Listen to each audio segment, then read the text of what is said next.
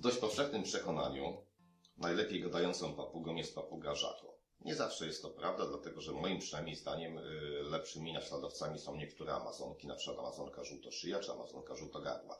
Tym niemniej jednak Żako są tymi papugami, które uważa się powszechnie, że posiadają bardzo dobre, w opinii niektórych wręcz najlepsze zdolności naśladowcze. Tutaj przede mną znajdują się dwie papugi Żako. Ta tutaj to tak zwane Żako kongijskie, nieco różniące się od znajdującego się tutaj Żako liberyjskiego.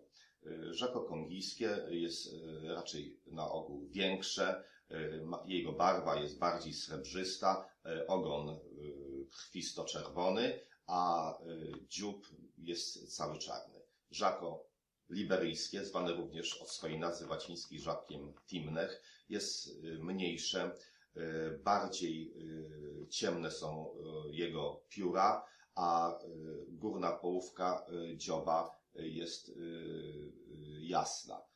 Ogon nie jest tak krwisto-czerwony, ale jego barwa jest, jakby to określić, lekko przydymiona.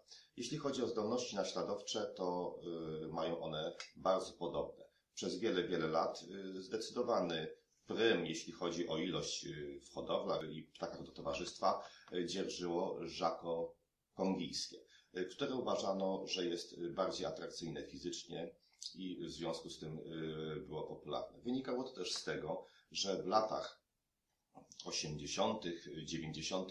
minionego stulecia do Europy sprowadzano setkami te ptaki, które trafiały następnie do hodowli i domów, głównie do domów jako ptaki do towarzystwa.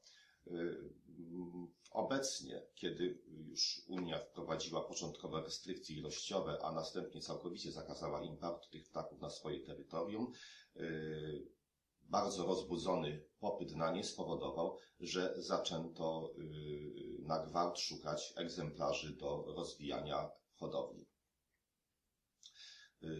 Tutaj okazało się, że często z uwagi na chęć pozyskania jak największej ilości młodych do hodowli używano osobników często z sobą spokrewnionych, niekiedy o gorszych warunkach genetycznych i to spowodowało, że to, co niekiedy hodowcy określają mianem schundlenia gatunku. To znaczy, jeśli chodzi o Żako kongijskie, z niektórych hodowli pochodziły osobniki bardzo skarlałe, niewielkich rozmiarów, z którymi były również problemy zdrowotne i problemy natury psychicznej. Dlatego od pewnego czasu możemy mówić o pewnego rodzaju renesansie Żako timnech.